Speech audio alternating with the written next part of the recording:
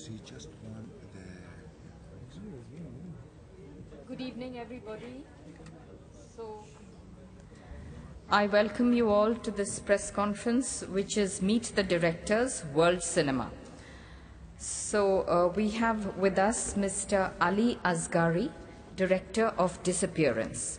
Disappearance is a 2017 Iranian drama film directed by Ali Asghari. The film had its world premiere at the 74th Venice International Film Festival in the Orizzonte section, and later it was screened in the Discovery section at the 2017 Toronto International Film Festival. We also have with us Director of The Other Side of Hope, Mr. Simon Al-Bazoon. The actor. The Other Side of Hope is a story about Khalid, a Syrian refugee who's away on a freighter to Helsinki, and Wilkström is a traveling salesman. He wins big at poker and buys a restaurant. When the authorities turn down his application for asylum, Khalid is forced underground and Wilkström finds him sleeping behind his restaurant. We also have with us Sofia Exarhou, who's director of the film Park. Park is about a gathering in the parched concrete wasteland of Athens, crumbling Olympic village. A group of teenagers engages daily in boisterous horseplay. The eldest of them, doe-eyed Anna and timid Dimitri, begin courting and soon become a couple coming alive in each other's company. I will request the directors to say a few words. After that, we leave the floor open for a question-answer session. So, Mr. Asghari, will you please begin? Hello, and first of all, thank you, all of you, for coming. And here is with me my co-writer, Farnish Samadi, and I will, if possible, ask her to be here with us. Yeah, we'll have a photo session after. Okay. No, because they said after your introduction she will join us, but that's fine. Okay. I'm ready for the answers. Thank you. Please say a few words. Good afternoon, ladies and gentlemen. My name is Simon Al-Bazoon, and I am here representing the movie of Aki Kaurismäki, The Other Side of Hope. Thank you for coming. Hello. I'm here to represent Park, which is a Greek film. I really enjoyed the first screening here, which was yesterday, because I realized that almost all the screenings here are full house, so it's nice for us to see all these people inside the theater. And I will be happy to answer your questions. Questions, please.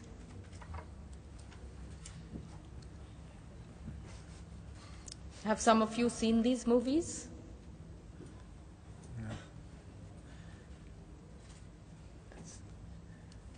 Kaurismäki, that's a Kaurismäki moment. Kaurismäki, yeah. That's a Kaurismäki moment. Yeah, that's exactly Kaurismäki.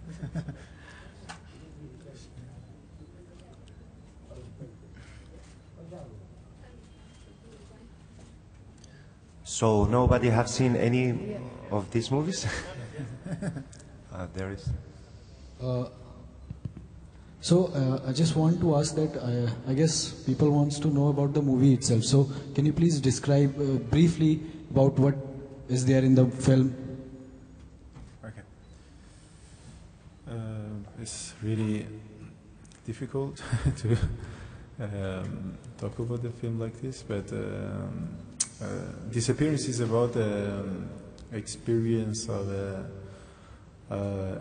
young boy and a girl in Iran, and which are traveling from hospital to hospital to find a solution for the problem of the girl. But as they are not married, it happens in many stories, and so they have to resolve these problems. If you want to. Yes, and the stories of The Other Side of Hope It's about the refugees. What last years we have been seeing them in the news. It's about Syrian refugee, and I'm the Iraqi refugee from that movie. So in the story, there is a hope, and the story talks about humanity, and the story talks that even we are all different, but we can all work together. So the humanity have the same language, doesn't matter which culture you have. Yeah, and if nobody has seen it, so tomorrow the screening will be at 8 o'clock. Yes, please. Yeah, how did you prepare yourself for the role? Did you talk to a lot of refugees? Please introduce yourself. Oh, sorry. Your my name is name and Bart your Quinn. publication. Yeah. My name is Bart Quinn. I run a blog on Instagram called Director's Vision, and I would like to know how you prepared yourself for the role. Did you ask questions to a lot of refugees? Did you interview them to see what they're feeling?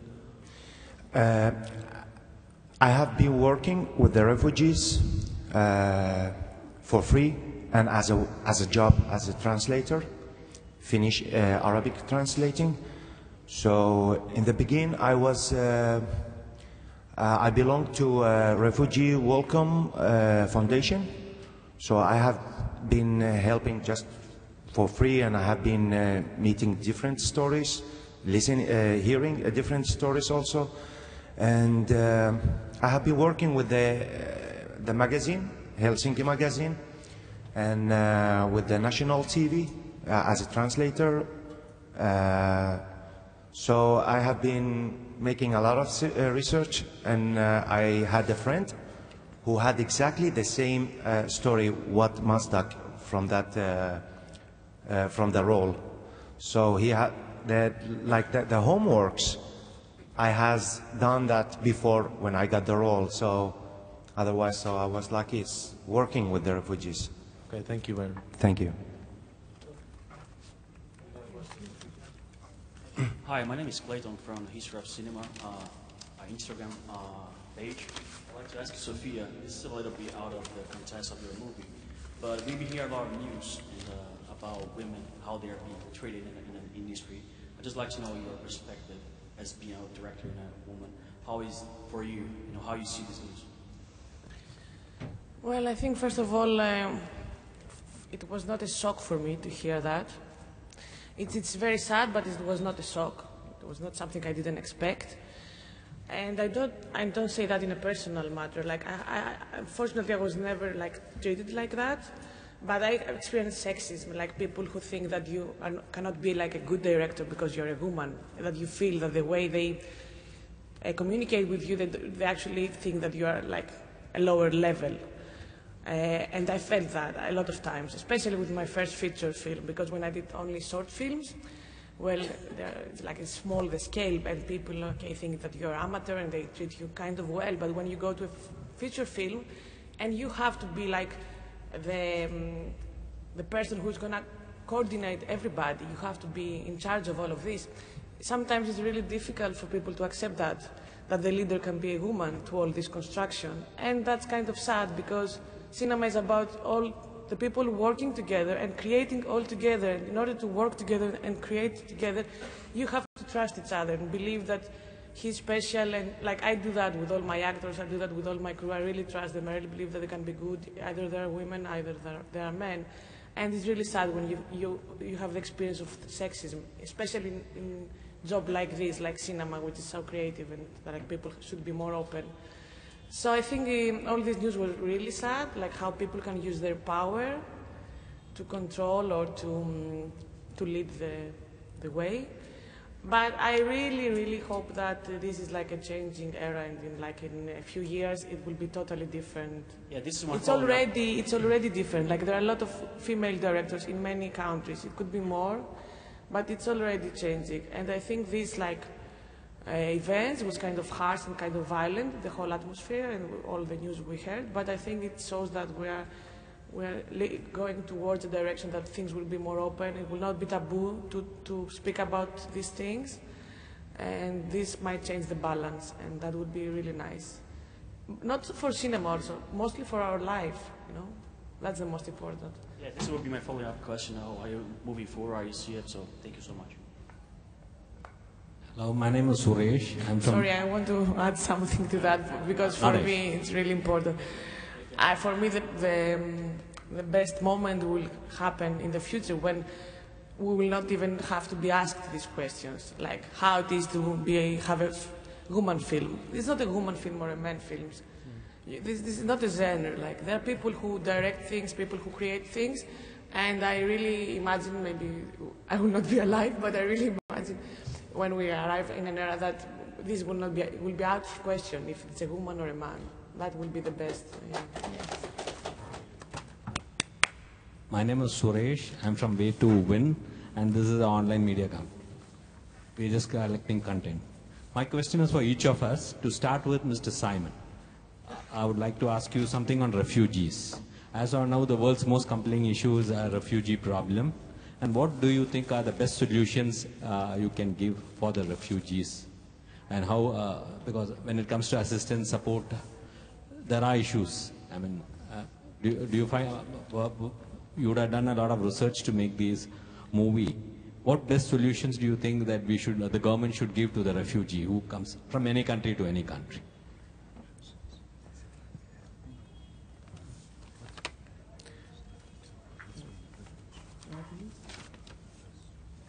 Can you repeat a bit?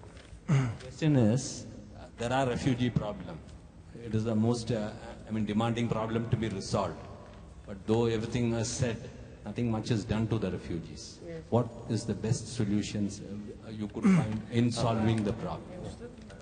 What can be done because nothing is solved? Yeah, I hope that what must have to done. So we, in my opinion, we must go to the source why these refugees are coming, are going, are leaving the home. So I think is the best thing is to find where is the real problem that these things will not happen. I mean, yeah. In your movie, which you have done, how do you plan to resolve that refugee issue of your specific? The problem that they saw in your movie, how can be solved? Like what the problem that the specific refugee has, how could be solved?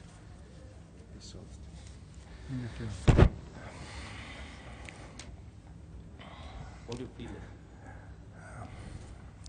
What I feel about it, it's really hard. Waiting for a hope, waiting for something happening, and 2 years nothing happens. I think destroy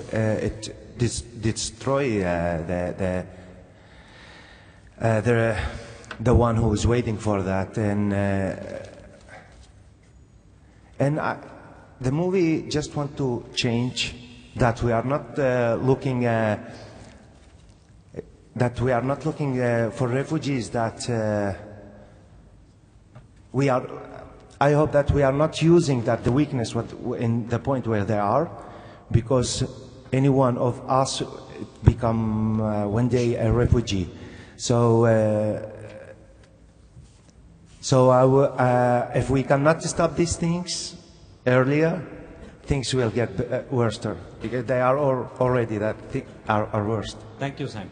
My question to Mr. Ali is, whenever we have a debate here on movies, we have something called censorships. Yeah. And your country is one where there is so rigid in censorship. Yes. And even making movies areas where you could shoot. But still your movie, I always say, when it comes to censorship, okay. Still they make the best of movies when it comes to storytelling, as in a few of the movies. What challenges do you feel government can resolve in making for you to facilitate more movies to be made and more people to watch? That is, might be we could use it for us. Yeah, in fact, as you said, basically censorship existing everywhere in the world, but with a different point of views. But my country is one of the country that is kind of famous for this kind of censorship, which is because the censorship in Iran is very, very ideologically, and sometimes it's not just the question of the, I can say, just the government, but it's also the question of the people who is living there, the cultural.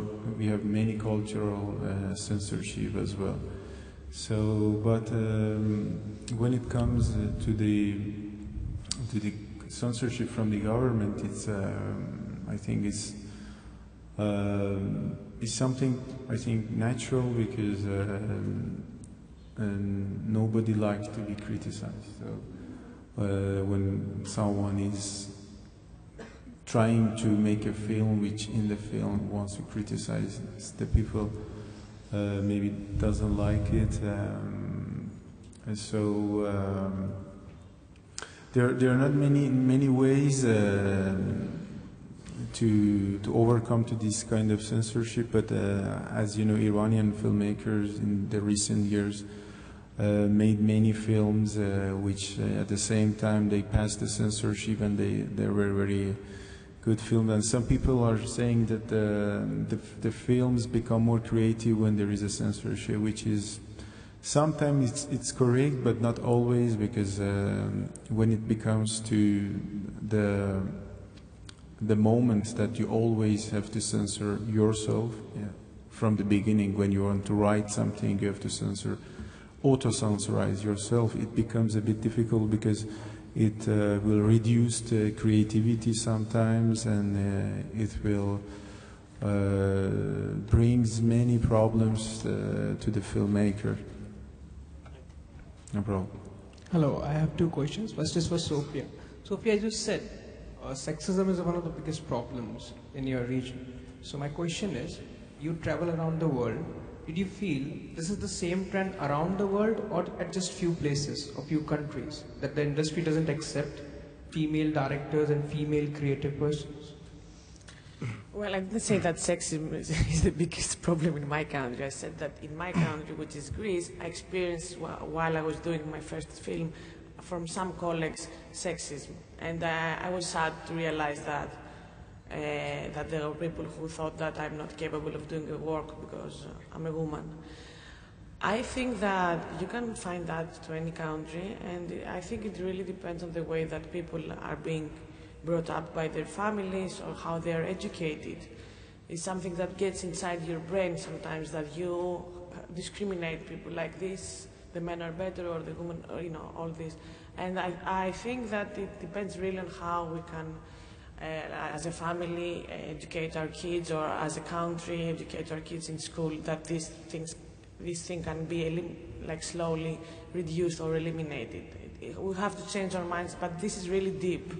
This is many, many centuries of this thought inside our heads, so it's so deep that it needs a lot of time and a lot of progress for us to realize that we are different, and that's very nice. We have to celebrate that we are different, and that's, like, men are unique and women are unique. We have to celebrate that we are different, but at the same time celebrate that we are equal. And this will need, I think, a lot of time for people's mind to change completely, and that be normal, not like you have to do it because it's the right thing, that you have really to believe it inside that it's okay, that everybody is equal, and that needs time to change, I think. Thank you. My next question is to Simon. How challenging was your role in terms of the movie? Because you said you have already interacted with a lot of refugees because of previous work. But when it comes to portraying that role on cinema, how difficult or challenging was it for you? Excuse me, can you repeat the question in an easily way? Because my English is not that enough. Okay. So you told us that you have been working with the refugees earlier, prior to your work in the movie. So tell me, how challenging was the same work, portraying the same role on the screen? Okay, the challenging of the role. Because you already knew them, the refugees. Yeah. I think the challenging was first of all to know Aki Kaurismäki's word, and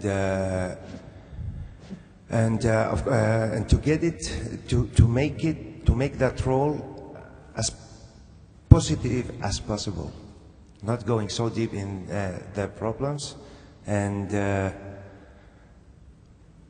what's the challenges? Actually, I made it all in one shot, everything. He didn't repeat the scenes. I think I made a really good homework. That's my challenge. It was like for 3 months and smoking a lot of cigarettes. I have been smoking 2 packet cigarettes. Normally I smoke 10 cigarettes, but watching Aki's movies, there is a lot of cigarettes. And when you think you're gonna smoke a lot, that was the... But you know that it's harmful. What? You know that it's injurious for your health. Yeah, I of course. But it wasn't at that time. I really like, it helps me. It helps me in that moment. That's all. So, yeah. But that was the challenge of the role.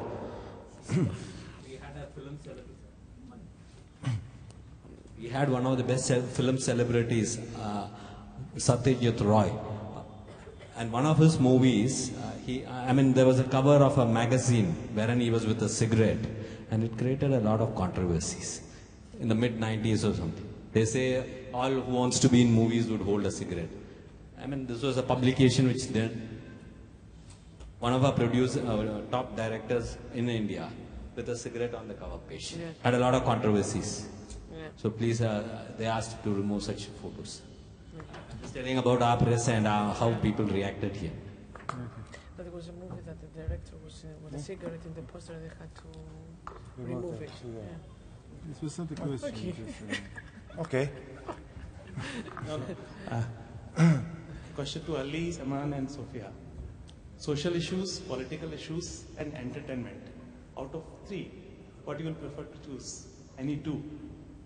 2? Yeah.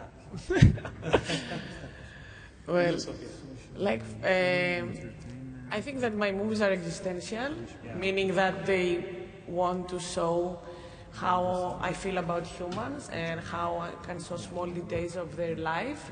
And that, of course, has inside all the issues you said, because the human beings are social, are political, want to have fun, and you have to combine that when you want to talk about humanity. So I think, yes, and it's interesting for people when they see my movie, some of them are captivated more by the political part of it because there is a strong political view. Some are captivated more about the social part of it, and some are captivated more about the humans, and how these humans are living inside this world. So all these details are inside, and everybody can feel connected more. In every film? Yes. 3 subjects are social issues, political issues, and entertainment. What do you prefer as a director? Of course, entertainment, first of all. Okay.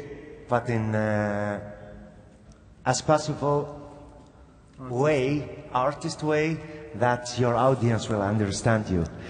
That you can send a message that the audience will get it. Because what we do for the audience. We are as possible as we can. Yeah. Yeah, and in fact, it's difficult to make a social issue film without being political. So I think,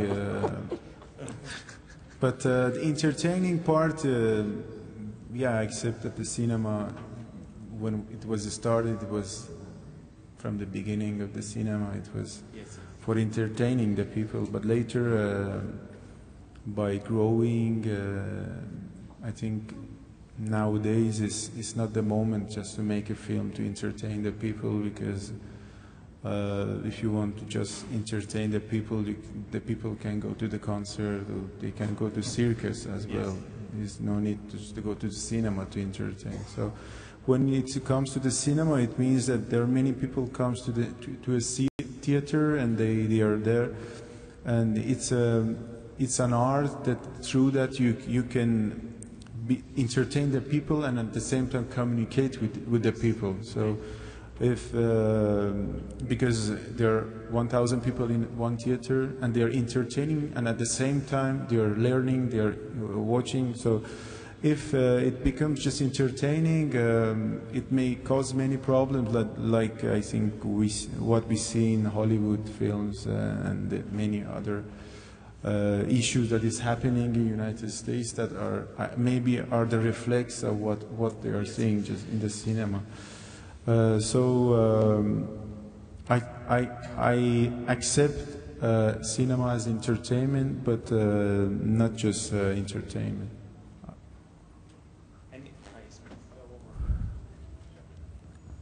So, I'm Bart Wynn from Director's Vision. I had a question for Simon. You told us that the director only did one take for each scene. Can you tell us a little bit why he did that? Was it to keep the realism alive, or was it just good after one take, or what was his decision to do one take for each scene? First of all, he gave great notes. We sit, we talk about the story, and we don't rehearse. Yeah, we don't rehearse, but we talk about the story, and if there is questions, I ask him. Why in one? Maybe I understand him so well.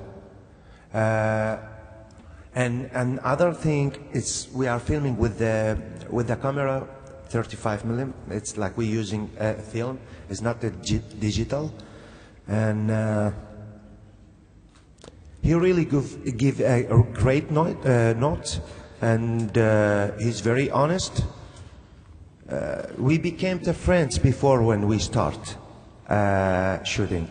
So we start to understand each other before the shooting, and that helps, and that makes the actor more comfortable, because the stress and the stress will maybe put something extra, or when you're the adrenaline, So he's really good in that to make us like calm.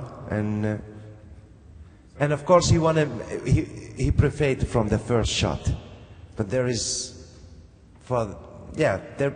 preferred from the first shot, because the second it will be a little bit fake maybe, or a little bit too much. Yeah. No, we didn't. Well, I didn't do any rehearsals.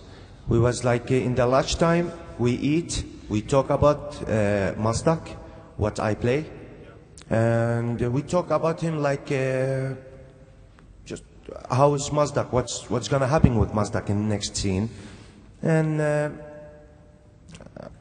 really impressive. Let's go, let's do it.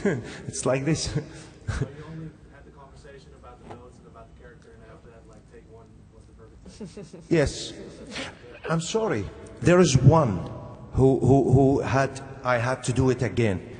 I was so serious, because one scene before that, it was really serious moment. So I was continue with so serious face. He stand up, he came, and he tell me, make it in funny way. That's all. So he gave time for me to think about it. Then I made it in funny way, and it was. He said, that's it. Thank you.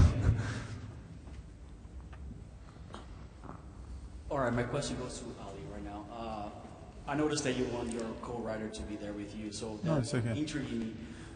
Can you tell me a little bit about the struggles of writing this movie, and if this story is based on a real-life story or not? Yeah, the film is based on a real story, which had happened to one of the friend of my co-writer.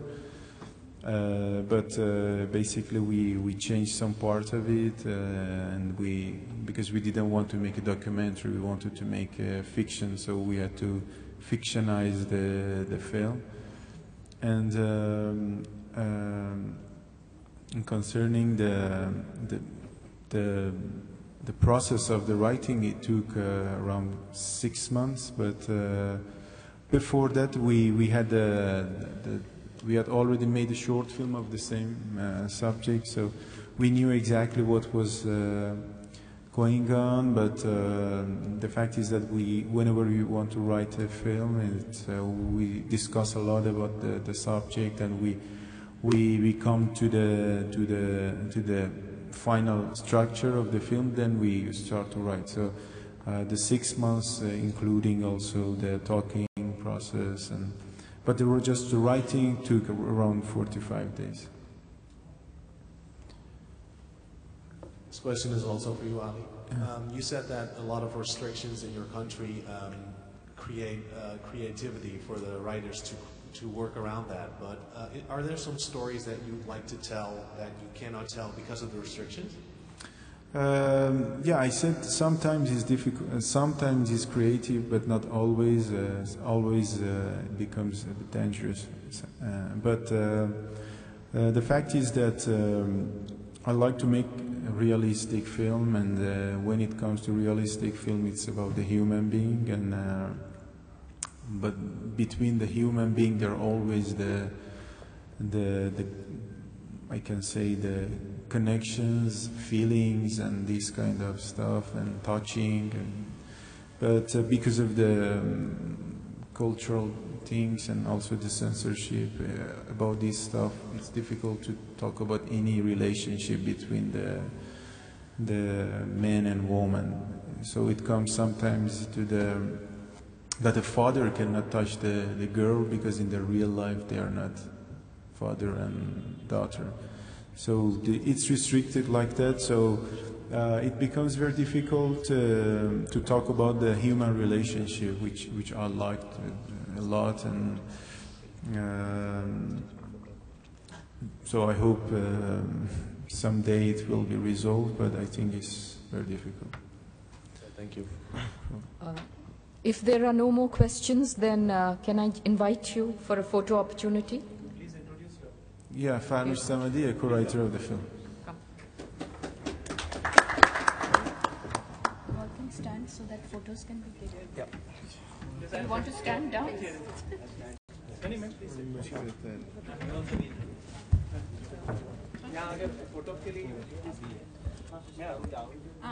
Ask me. They want to take a photo. I should stand up?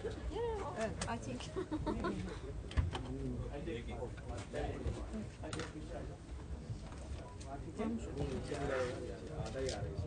Please come.